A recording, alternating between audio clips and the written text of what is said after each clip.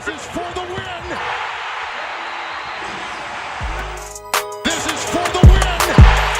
This is for the win. This is for the win. This is for the win. For the win. For the win. For the win. For the win. For the win. For the win. For the win. For the win. For the win. For the win. For the win. This is for the win.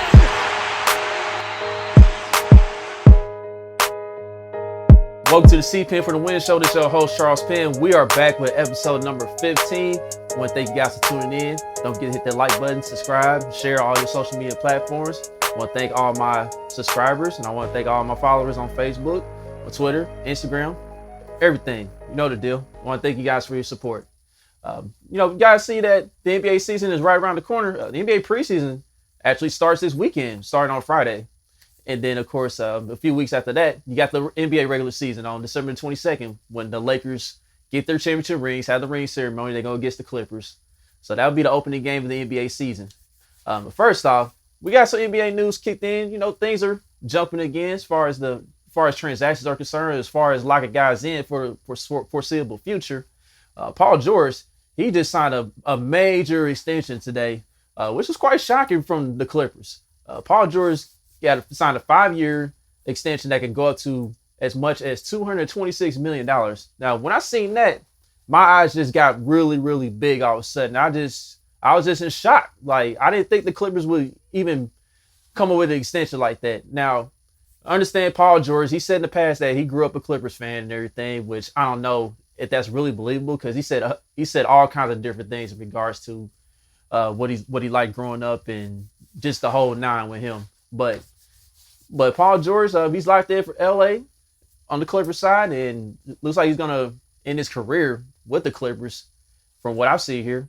Now, Paul George, from what we've seen the past few years, yes, Paul George, he has been a productive player, you know, from his times back in Indiana, leading up to his time with the Clippers. But last year, you know, it looked like he was still trying to recover all the way from the 3 shoulder surgeries he had in the past 2 years. But here's the thing with Paul George, like, he's a good regular season player, but in the playoffs, when you need him to come through in the clutch, like when you need him to be that second guy or even that first guy to step up, he folds majority of the time. And I don't know about extending a guy and giving him that much money moving forward for your franchise, because Paul George, he still has yet to prove it.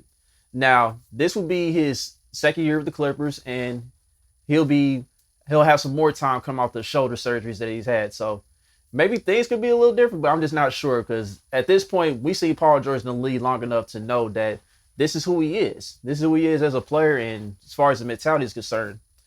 Now, here's the thing. Since the Clippers made Paul George the number one priority, what does that do for Kawhi Leonard?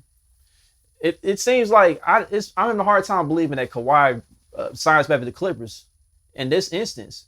Now, we've heard that Kawhi, he is homesick and he kind of wants to end his career in LA. But then again, like, you just gotta be concerned with this type of move with the Clippers, because if Paul George folds up again this season, then that just makes the decision even tougher for Kawhi. And it also wouldn't shock me that Kawhi just comes out of nowhere and says, "I'm done, I'm retiring," because I mean, that is a possibility. You know, the past, we've seen him, he's had to load manage because of his knee, because of the knee condition he's currently dealing with. So, and that's basically why Kawhi hasn't really played a full season like that, because he's unable to, due to his knee condition. So we just got to see what happens with that. But at this point, I wouldn't be surprised by anything, but I would be more shocked that Kawhi did remain with the Clippers moving forward. And if he does remain with the Clippers, it'll be interesting to see how much they'll pay him. Now, here's the thing that's funny with the Paul George extension. He got more money than what Anthony Davis got with his max deal, with his 5 years, $190 million deal. Now, you tell me who's the better player between Paul George and Anthony Davis right now. Like, Anthony Davis is way better than Paul George, and it's not even close. And, like, it just goes to show that I know I'm going to get criticism for it, but Paul George has a better agent. I'm sorry. He has a better agent. There's no way Anthony Davis should not have been a $200 million player. There's just no way. And I'm going to touch on Anthony Davis' contract here in a little bit, but I just felt like For Anthony Davis, if you was going to get offered $190 million, like you should have just took a year off just so you get that 200 M's. And that's just how I feel about that.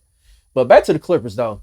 The Clippers, they also earlier in the offseason, they went ahead and signed Serge Ibaka. That was a good move. But then you go ahead and bring back Marcus Morris and Reggie Jackson, two guys who just flopped, man. Two guys that didn't really show up when you needed them to show up. Marcus Morris, he's a guy that is there for scoring and everything. But at the time, I feel like the Clippers didn't need a trade for Marcus Morris because that team was perfectly fine when Mo Harkless on the roster. Mo Harkless, he's a solid wing defender and he can score when needed to. But Mo Harkless, he just fit well with what the Clippers wanted to do. And to make that trade, to go for Marcus Morris, I didn't understand that at all. And you've seen in the big games, especially against the Lakers, Marcus Morris was a non-factor in those big games. And then you got Reggie Jackson. We know about Reggie Jackson. Reggie Jackson, he's bullheaded. Like, he thinks every time he's on the court, he really thinks he's the star of the team for the most part. And he did have like a game or two when he showed up or whatever. But for the most part, Reggie Jackson is a detrimental to any basketball team. So with that being said, I think the Clippers are pretty much maxed out. Like, there's no way you can really take them serious moving forward. Like, I give Kawhi credit in this matter. He went on ahead and took a challenge to see if he can get another franchise their first championship. But at this point, I don't see how Kawhi even gets that done with this current roster.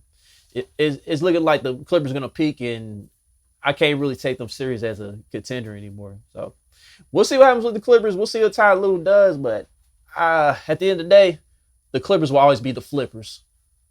And that's that on the Clippers. All right, now let's get down to the nitty gritty. Let's get to the main event of the NBA offseason so far. Well, I don't know if it's the main event, but it's quite up there. Let's just say that. Everybody's favorite player, well, most people's favorite player, LeBron James. He's the face of the league still. He just signed a 2-year extension worth $85 million. So he's get paid over $40 million for the next 2 years on that extension. But here's the thing that people have been talking about all week.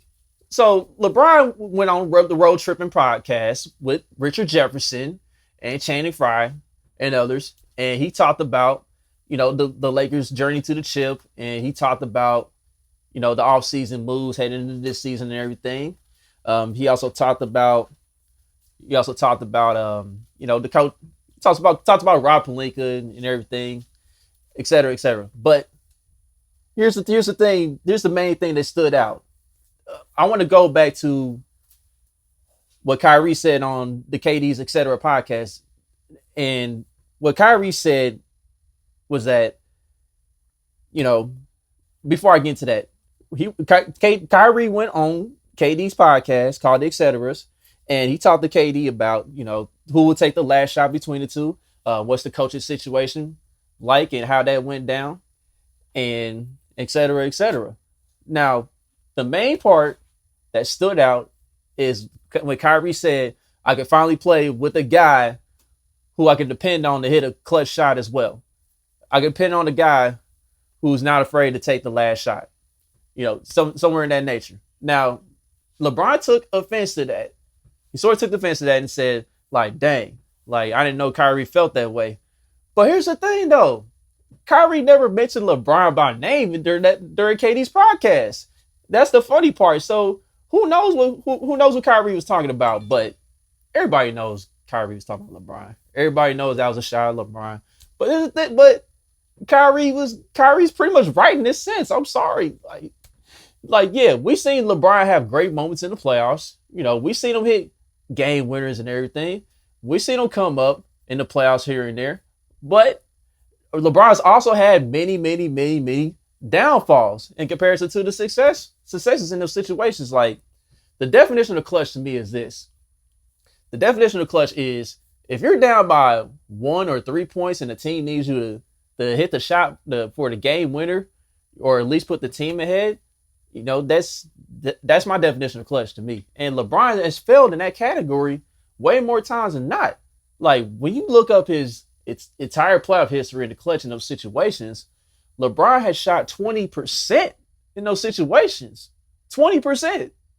That's not clutch. That's not good at all. I mean, and you're a guy And this is a guy that's in regard as one of the all-time greats. Some people vouch for him as the greatest player ever. And that's not the greatest player ever to me. Shooting 20% in those situations. Like, and here's another situation. Here's another situation LeBron is in. LeBron also is in a situation where whether the game is tied, when the game is tied, it's easier for LeBron to hit those shots. And more times than not, when you see LeBron hit a clutch shot, most of the time it be tied. The game be tied. There's not much pressure when the game is tied in comparison to when you're down.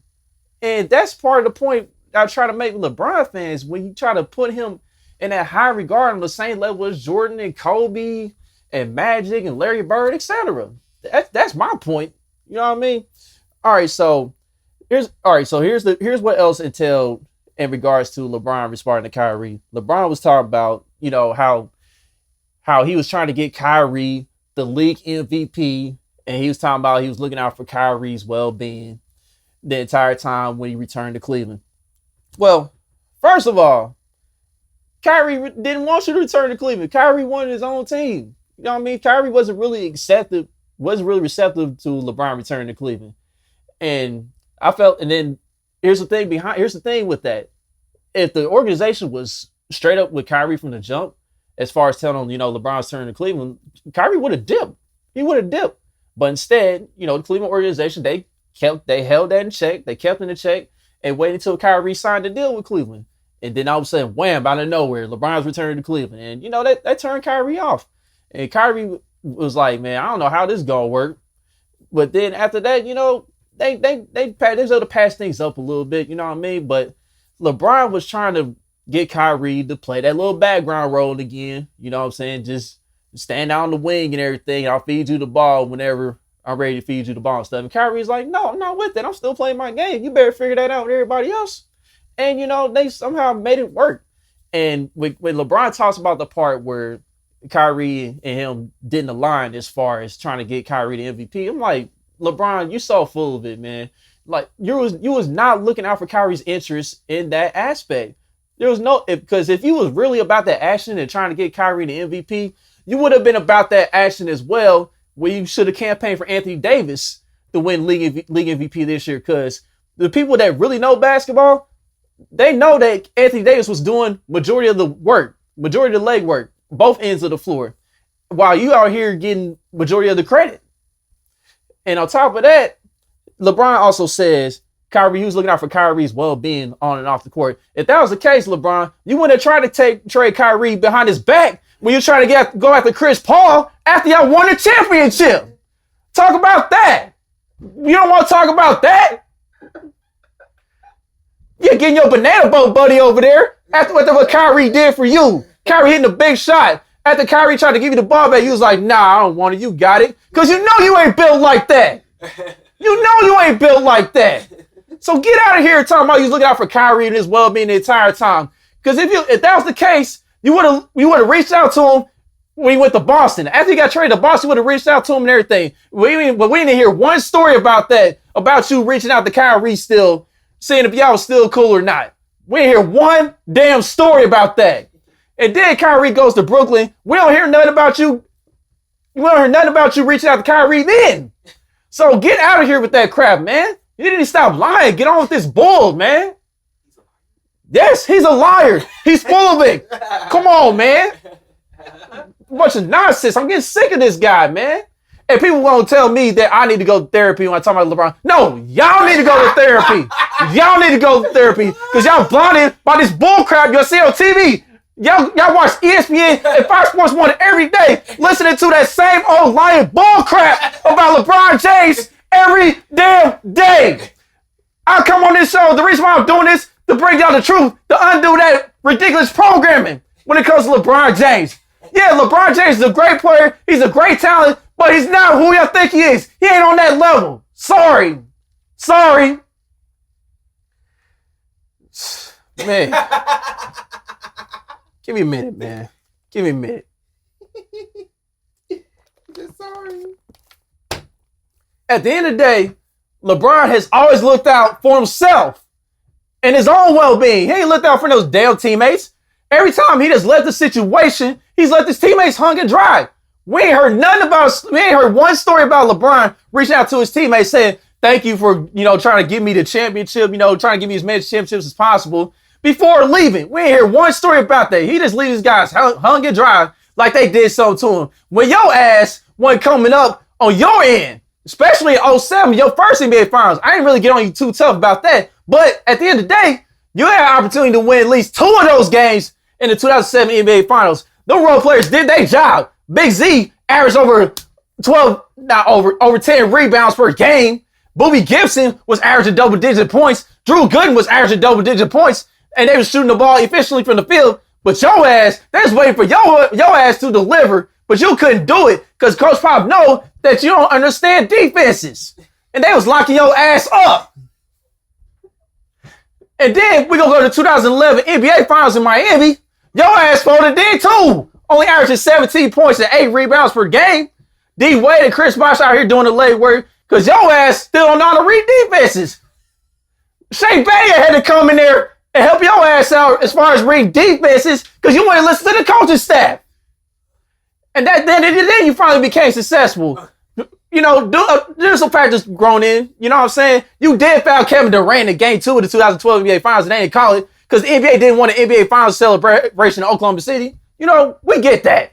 And then, James Harden, he went out, partying in Miami, not knowing the magnitude of the NBA Finals. But hey, you took advantage of it. You got the job done and everything. But hey, it was a lockout year. Don't forget that. That was a lockout year. And we know during that lockout year, you and Kevin Durant played an exhibition game, the Goodman League, as a matter of fact, and KD was busting your ass.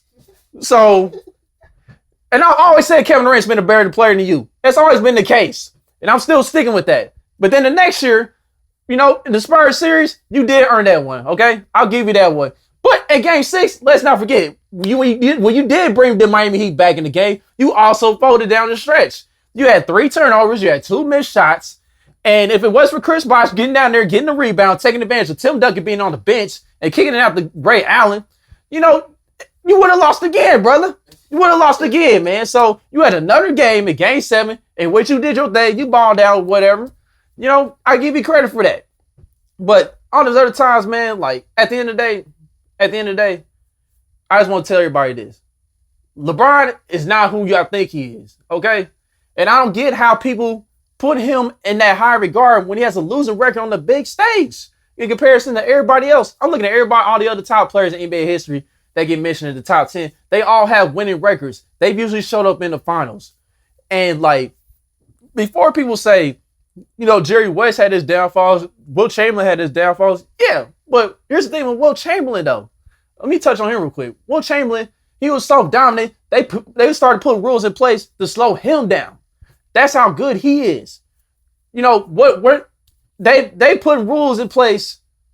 They put rules in place for guys that can like Steph Curry and Kevin Durant, so they won't keep beating up on LeBron. You know what I'm saying? Because they've been beating up on LeBron most of the time in the NBA Finals.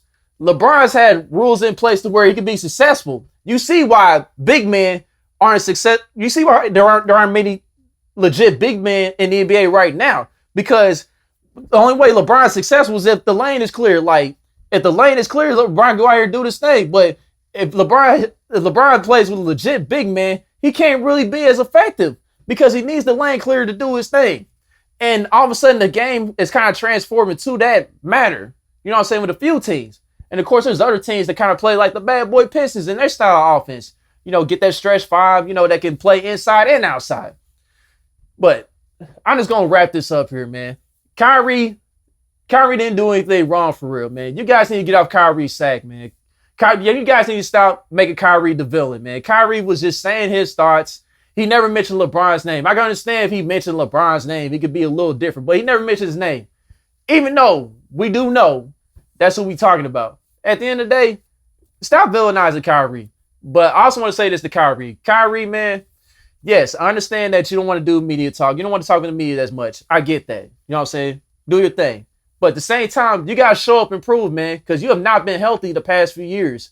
You got to go out there and prove that you can stay healthy and do your thing with Kevin Durant. Here's your opportunity, my brother. All right, just to wrap things up here with the NBA news. James Harden, he still wants to trade out of Houston. He's still trying to find his way out of Houston. And we seen a few clips. James Harden's been out. We seen him out at Club Dre's out in Las Vegas kicking it. We seen him at the strip club per usual. That's his natural habitat. And then he was at little baby's little birthday party the other night too.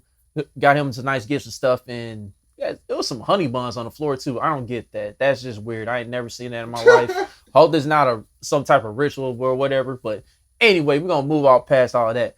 But James Harden, he's frustrated. Like the report is that James Harden either wanted Tyronn Lue or John Lucas to be the head coach, or at least be on the staff, in order for him to continue to work things out in Houston, for him to be satisfied with that. But James Harden, he still wants out of there, man. Like, even though Russell Westbrook got traded, we got DeMarcus Cousins and John Wall coming in now. James Harden, he looks like a guy that really ain't been trying to keep himself in shape. Like, we did see him hoop with John Wall and a few other NBA players in the offseason, trying to prepare himself and everything. But, the latest situation that he heard regarding the Houston Rockets is that, he wasn't really a fan of the coaching hire. And here's my thing with James Harden. James Harden has gotten everything that he's asked for, basically. He wanted Chris Paul. He got Chris Paul. He wanted Chris Paul out. He got Chris Paul out. He wanted Russell Westbrook. He got Russell Westbrook. He wanted Russell Westbrook out. He got him out. He's asked for Dwight Howard before. James Harden has got pretty much everything he's asked for. And yet, he seems like a guy that doesn't really want to take responsibility and accountability for the team's shortcomings. Because James Harden, he's one of the top performers in the league. He's one of the best players in the league. But we also see him in the playoffs have his moments where, like, if it's in an elimination game, he folds. Like, when he goes cold early in the game, there's no coming back for James Harden. It's like James Harden, sometimes he just don't care. And we see in the past, like, he had an opportunity to knock off the Spurs before in the playoffs, and James Harden was just I'm just ready to go to the strip club. I'm just ready to kick it all off season. He's been in that mode from time to time. And James Harden, like, as good of a scorer he is, that as good as a scorer as he is, Kobe Bryant said himself, the style of play that James Harden plays is going to lead to great stats every year, but it's not going to lead to a championship. And I remember when Kobe said that, and after he said that, James Harden took that to heart, and he stopped talking to Kobe since. He didn't really have a relationship with Kobe like that, like he did before in the past. And, and right up until, Kobe passed away, rest in peace to Kobe. It's just that James Harden, at this point in his career, he got to look himself in the mirror and start holding himself more accountable as far as, like, his shortcomings and everything. So, but I feel like Stephen Silas could be a decent head coach in Houston. Houston just got to put the right pieces around him. Stephen Silas has been an assistant coach for 20 years. He's the son of Paul Silas, and he's been around numerous coaching staffs to where, like, the teams will be in contention to win a championship. So I think Stephen Silas can do a great job in Houston, and I think James Harden should really give him a chance. And just go ahead and suck it up. Try to get in shape. Play through this year and see what happens, man. But I will say this. There are a couple suitors out there still. Like, the Nets were out there. They're still trying to pursue him the most. The Miami Heat, all of a sudden, they come out of nowhere and put their name in the ballot. But I just don't know about James Harden being in a Miami environment. Yeah, James Harden is older, but, just being around that Miami nightlife and stuff, I'm just not sure James Harden is. I'm just not sure acquiring James Harden is the thing to do for the Miami Heat. But hey, we'll see if Pat Riley's really about that action in regards to it. We got Philadelphia. Philadelphia is another team that was in pursuit of him, but they came out and said they want to run with Ben Simmons and Joel Embiid for the year. So they're going to try to make that work out from what I hear. Now, in that sense, I feel like Philly could use James Harden. I feel like James Harden can make Philly a little better in comparison to Ben Simmons, but that's just me, because Ben Simmons doesn't want to shoot the ball. And Ben Simmons has yet to understand that if you take a few jump shots, it'll keep the defense honest, but he still doesn't get that. He's still stuck in his own ways. And then another team is that the Golden State Warriors surprisingly was another team, but Golden State, they pulled their name out of the hat because they feel like James Harden is kind of entitled, you would say, and think that James Harden wouldn't be able to fit in an environment that's, like, committed to win a championship, committed to their role and guys that are, committed to playing together and playing their roles and everything. Like, if Golden State were to try to trade for James Harden, I feel like they would have tried to put James Harden in like a Kevin Durant role, like somebody that can score and take a little pressure off of Steph and everything. Especially this year that they're not going to have Klay Thompson, but Golden State, they look like they're heading in another direction in regards to that. But there was a team that I said that would have surprised people as far as like going after James Harden. It would have been like maybe like a sign and trade deal, but I would have said that the Clippers were going to trade Paul George in a sign and trade deal. But with this extension today, with this Paul George extension, it looked like they committed to him long term. So you got to knock the Clippers out too. So at the end of the day, it's looking like either the Nets or the Rockets for James Harden this season. And we're just going to see what happens. If a trade doesn't happen before the season starts, I mean, I think James Harden could play down in Houston. But we got a couple weeks to find out. They said Milwaukee. You say Milwaukee? Nah. I heard about Milwaukee. Milwaukee's in the drawing too. Oh, for James Harden? What are they offering? I don't know the offers. I just saw like on IG. You know, like IG, like Milwaukee's in the race for James Harden, so they're one too. Oh, okay. I didn't know that. Well, I mean, Milwaukee sure could use James Harden, but it's definitely a long shot for them, for sure. All right, and then we got the NBA preseason coming up. I'm gonna touch on that here in a little bit. The NBA preseason begins this weekend. You know, we got a few games here. We got the Magic and the Hawks, Knicks and Pistons, Rockets, Bulls, Clippers, Lakers, Blazers, Kings, and Thunder, Spurs, just to name a few games here.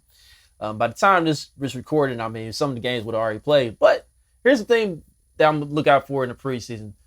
This preseason is gonna be a lot different because the guys that got drafted, their training camp is not gonna be as long, and they didn't have summer league this year. And they didn't have to go through like the draft combine process for real. So it's going to be interesting to see how these guys, handle getting thrown in the fire for the most part. Now, the good thing about preseason for them is that, you got a few games to maybe get acclimated to the NBA game. Now, is it going to be the full experience? Not quite exactly because, the starters, they don't play all the minutes in preseason for real. And then also you got to factor in, these guys, like it's just going to be totally different as far as like, the experience, the environment, and everything. Because some arenas, they're not going to have fans. Some arenas, they're going to have a few fans. And it's going to be completely different. It's going to be a completely different environment for these guys. And we really won't know who could stand the test of time and who can handle, going on the road and who can handle, those back-to-backs and everything until everything gets normalized again. But I am looking forward to seeing how LaMelo Ball shows out. Anthony Edwards in Minnesota, how that's going to work out. And then and the other guys like Cole Anthony for the Magic, that's going to be interesting because they kind of got a point guard in Markelle Fultz. So I'm kind of interested to see what they're going to do with that. Are they going to put Fultz at the 2 and have Cole Anthony run the 1, run the point? There's a lot of things to figure out here with the Orlando Magic. And then also like there's gonna be a few stars that aren't gonna play the preseason in the beginning. Like it's already said that LeBron and AD, they're gonna take a little time to, rest up and, get the celebration of when they reach the championship out of their system before they get out there and play a few minutes and try to get acclimated and everything. So this preseason, it's not. I'm not really gonna make it a big deal. Like I hardly ever make anything a big deal in regards to preseason. I mean, it's all about when the real games start. And it's going to be interesting to see how these guys come out when the real game starts, especially there's a few teams that just got through playing in the playoffs and NBA Finals. And then there's teams that have been resting and sitting and resting for months now due to this pandemic. And those teams that have been sitting and resting for a long time, they're going to be well rested in comparison to the other teams. So we're going to see how that plays out. All right, let's get on to the pigskin, get on to the National Football League. As you guys see here, we're going to start it off here with the Pittsburgh Steelers. They finally took their first L of the season against the Washington football team. The Washington football team went on ahead and beat them 23-17. Pittsburgh had a 14-3 lead, actually. But, Alex Smith, captain checkdown, checking out to the running backs, hitting the tight ends over the middle, and then finding the receivers every now and then. That game plan actually led to the comeback a bit here. As the Washington football team, they still in the playoff hunt in the NFC least. It's looking like them. It's look like it's going to be between them and Giants as far as winning that division and getting the playoffs, and it's going to go down to the wire. I'm still rolling Washington, even though the Giants do have the edge on them in the season series. They swept them twice, but I think the Giants. It's going to come on to the final week to where the Giants they probably choke and give it away. And also, I believe Washington has a little bit of an easier schedule down the stretch too. So that's going to be interesting to see here. Alex Smith, he threw the ball 46 times, completed 31 passes, threw for 296. It's a pretty efficient day, had 1 touchdown.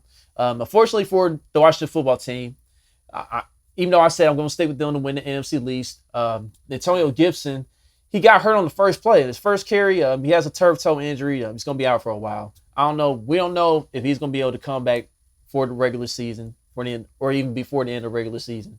Hopefully, if Washington does win the NFC East and go ahead and go to the playoffs, hopefully they'll have him back and he's ready to go. Turf toe injuries, they're no joke. They limit your mobility and everything.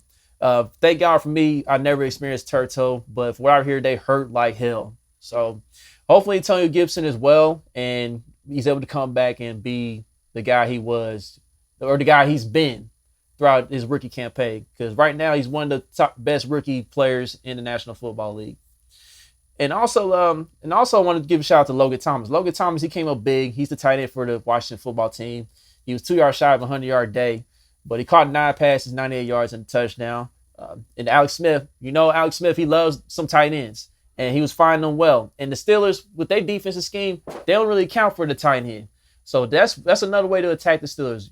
Besides running on the edges against them, you attack them with the tight ends because they kind of vulnerable over the middle. And also, I want to give a shout out to J.D. McKissick. McKissick, he had 10 catches out the backfield for 70 yards. That's another thing with Alex Smith. That's another element of his game. He loves checking out to the running backs. So McKissick got the eat too. Now on the Steelers, they dropped 8 passes. Like the past 2 weeks, this wide receiving core has dropped 15 passes. Like that's not gonna get it done come playoff time. And I've said this for a while with the Steelers. Steelers, they've been skating by, but my Kansas City Chiefs, they kind of in that same realm. But at the same time, the Chiefs, they look better than the Steelers, even though they've skated by a few wins. The Chiefs, they more shooting themselves in the foot kind of in comparison to the Steelers. The Steelers, they just don't look that great. They don't look like an all-time great team to me.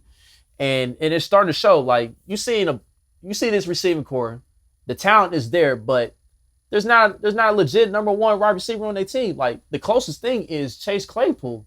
Deontay Johnson, he out here getting Antonio Brown targets, and we seeing that he's not being able to handle it. He's out here dropping a bunch of passes. You see Eric Ebron, everybody knows throughout his career, he's been dropping a bunch of passes. Everybody knows that. And Juju Smith-Schuster, he's starting to show that he's not a wide receiver 1, and he's more of like a 2, maybe a 3 now in his offense. So at the end of the day, the Steelers, I don't think they're much of a threat. And like I said, defensively, TJ Watt had a great game. He had a monster game. He was out there winning his matchup quite often on his side. I believe he had 2 sacks and a forced fumble. But besides that, the Steelers go against tougher teams down the stretch here. You got the Bills coming up this weekend, which is the game of the week. Pittsburgh and Buffalo. I'll probably touch on that later on. And then they got to face the Colts, and then they got to face the Browns. That's a tough stretch. And I feel like the Steelers, they're not going to get that home field advantage in the AFC. I don't think they'll be able to handle it, especially with them being without Devin Bush and Bud Dupree. I just think those guys, they're going to start getting exposed. And Washington, they kind of started that with their little comeback here in the second half. So the Steelers, they got a tough road ahead. Ben Roethlisberger going to have to step up his game. I mean, I'm not saying this recent game was all his fault. He played a decent game, but the receivers, they got to start catching the ball because come playoff time, those drops hurt. Those drops will cost you and get you sent home. So Pittsburgh, like I said, they got the game of the week at Buffalo, and I'll get to that later. Now, we want to talk about another team that's in the same division here in the AFC North, the Cleveland Browns. They 9-3 right now. The Cleveland Browns. Who would have thought the Cleveland Browns would be in this position? And right now, I guess you gotta clap it up for Kevin Stefanski. You gotta clap it up for him. He came from the Minnesota Vikings. He was an offense coordinator, and he got them boys playing. Now, granted, the Cleveland Browns, they are run first team. You know, they got the best backfield in the National Football League. So why wouldn't you have a game plan around Nick Chubb and Kareem Hunt? Those guys been doing their thing all season long. Now Tennessee, they kind of neutralized them a little bit in a sense. You know, Nick Chubb didn't get his 100 yards. He only had 80 yards and a touchdown. And then they neutralized Kareem Hunt a bit. He only had 33 yards and 14 carries. But we want to talk about Baker Mayfield. Baker Mayfield balled out, man. Cleveland, in the first half, they was up 38-7 at halftime. 38-7. They was putting on the boys, man. Like Baker Mayfield, he finished the game 334 yards and 4 touchdowns. He did most of his damage in the first half. You know, him and Jarvis Landry, they've been kind of starting to get a little bit of connection. You know, ever since Odell went down with a serious injury, which ended his year. Him and Jarvis Landry, they kind of been on the same page. They kind of finding that chemistry a bit. And then you also have, you know, Down Peoples-Jones getting into action. You also have Rashard Hollywood Higgins. He's getting into action a bit. And then, of course, you got Austin Hooper. Now, Austin Hooper, he's been a little bit of disappointment, you know, in his first year of his new contract and everything. But it kind of goes back to the quarterback, too, with Baker. Now, Baker, here's the thing with Baker Mayfield. He'll have a performance like this every now and then, but can he be consistent moving forward as being a complete quarterback, as being a guy that you can depend on if the running game gets shut down? Because that's going to be the test for Cleveland in the playoffs. Can Baker Mayfield make those key throws? Can he come up in the clutch here on 3rd and longs when you need him to make a play? That's going to be the true test of Cleveland. Now, Cleveland defensively, they did a great job of keeping Derrick Henry in check. Derrick Henry only had 60 yards rushing. And that's basically what you got to do to slow down the Titans and beat them. Like, if you slow down Derrick Henry and make Ryan Tannehill throw the ball, more times than not, you're going to be able to win the game. Not saying Ryan Tannehill can't win a game on his own. Tannehill's had a great year. He's been solid. He had a great game himself. He had 389 yards and 3 touchdowns, but that's given the fact that Cleveland was so far ahead of the game. You know, Cleveland was kind of playing a little prevent defense here and there, so that's kind of how like Tennessee got back in the game, and then Baker, he fumbled the ball near the end of the game. That was like the only big mistake he had, and it caused Tennessee to be in a situation where they was down 1 possession and they had a shot at an onside kick. So, but on top of that, Cleveland, they just dominated the game from the jump. The game wasn't even close, you know, even though the final score was 41-35. But Cleveland moving forward, you know, we got to shout out to them. You know, big ups to them. They finally getting out of the hellhole they've been in regarding their little playoff drought. And looks like they're going to be in the playoffs. And looks like they're going to be able to finish out strong, or at least strong enough to get in. And we just got to see how they fare in the playoffs, because playoffs, like I said before, it's a totally different level of football. All right, now to wrap up the show here real quick, I'm gonna go ahead and touch on the game of the week between the Steelers and the Bills. The Bills, they currently a 2.5-point favorite at home against the Pittsburgh Steelers. The Pittsburgh Steelers, to me, I think this is gonna be another loss for Pittsburgh. I just feel like Buffalo, they're playing well. Josh Allen is back on fire. You know, him and Stephon Diggs, Cole Beasley, Gabriel Davis, that entire receiving corps was eating on the Niners on Monday Night Football. And I feel like Josh Allen can really put on a decent performance here. My thing is this. TJ Watt wasn't really doubled the last game against Washington football team. I feel like Buffalo really has to focus in on TJ Watt and throw them double teams at him. And that's going to buy Josh Allen enough time to go out there and find his guys down the field and everything. Now, here's another thing with Buffalo. I would love to see them get a little more consistent in the run game, because they've been having a hard time finding that consistency all year long. And that would definitely help out Josh Allen a bit as well in that regard. And Buffalo's defense, you know, they're not bad at all.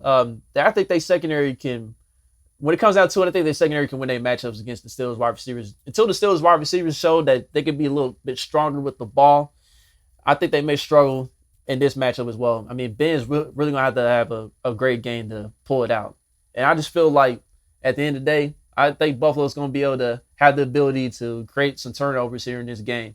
And I think that'll be just enough. You know, Josh Allen just has to do a great job of managing the game. And I think Buffalo can at least come out with a touchdown victory over the Steelers. So I think so. My pick is Buffalo. Buffalo will cover at 2.5, and Buffalo will, get closer maybe in the playoff scene. And the Steelers, they'll be out of the first seed. And I think the Chiefs can squeak it out against Miami. I'm not sure about the game because Miami is tough, but I think the Chiefs will be on top of the AFC when this weekend is over with.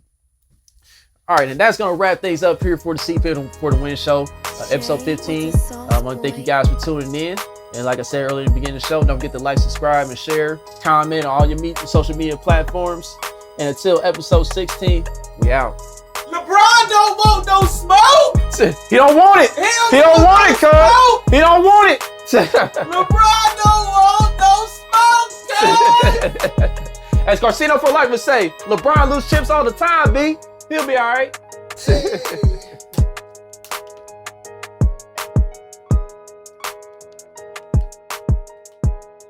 Shay with the song.